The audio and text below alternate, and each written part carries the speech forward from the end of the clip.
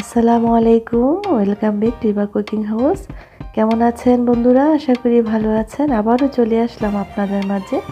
আমি আজকে একটা কফির রেসিপি নিয়ে আসছি, যেটা বাটার কফি। এটা ওয়েট লসের জন্য খুবই উপকারী। আমাদের জাহাঙ্গীর কবির স্যারের রেসিপি এটা। আজকে আমি বানাবো কিভাবে সঠিক পদ্ধতিতে বাটার কফিটা বানায়। যারা দুধ চা খান অভ্যস্ত, তারা অবশ্যই এভাবে কফিটা খেলে তাদের দুধ চা খেতে আর মন চাবে না। এভাবে একবার করে খেয়ে দেখবেন। আজকে আমি এভাবে আপনাদের সাথে শেয়ার করতেছি। আমি এখানে গোল কফিটা নিয়েছি আর বাটার, আর আমি নিয়েছি হিমালয় পিঙ্ক সল্ট। তা আমি কিভাবে বানাচ্ছি, আমি কিভাবে বানিয়ে খাই, সেটাই আমি আপনাদেরকে শেয়ার করব।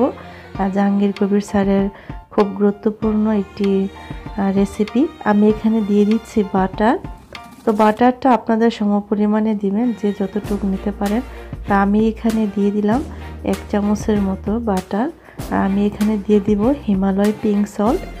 এটা খুবই ভালো শরীরের জন্য। তো এটা আমি কেন দিব, যেহেতু আমি সুগার দিব না, কিছুই দিব না, এর জন্য আমি এটা দিব। তার এখন আমি দিয়ে দিচ্ছি গোল্ড কফিটা। আমি এখানে 2 কাপ অনুযায়ী আমি বানাচ্ছি। আমি 2 কাপ বানাবো, এর জন্য আমি 2 চামচ দিয়ে দিলাম।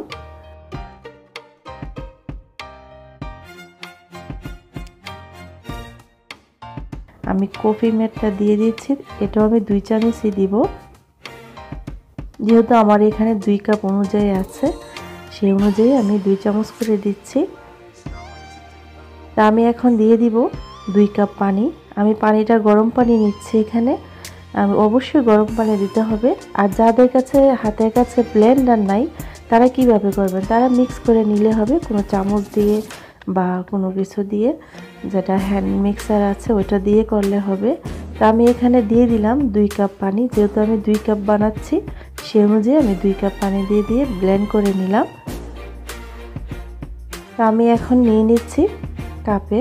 দেখুন আমার কফিটা কত সুন্দর আসছে, মনে হয় যে আমি আসলে দুধ দিয়ে করেছি। আমি এখানে কোনো মিল্ক দিইনি, আপনাদের সামনে আমি এটা করলাম। জাস্ট বাটারটা দিয়েছি। বাটারের কফিটাই কালারটা এরকম আসে, কালারটা অনেক সুন্দর আসে। এটা খেতেও অসাধারণ। এটা একদম দেখুন, একদম চায়ের মতো হয়ে গেছে, যে আমরা দুধ চা বানাই সেরকম হয়ে গেছে। আসলে আমরা এইভাবে খেলে খুবই ভালো লাগবে। আমাদের ওই অভ্যস্তটা অবশ্যই দূর হয়ে যাবে। যারা দূর করতে পারেন না যে আমাদের দুধ চা খেতেই হবে, আসলে স্বাস্থ্যসম্মত নাও এটা। তো আশা করি এই রেসিপিটি ফলো করবেন। খুবই ভালো, খুবই আপনাদের শরীরের ওয়েট লস করে।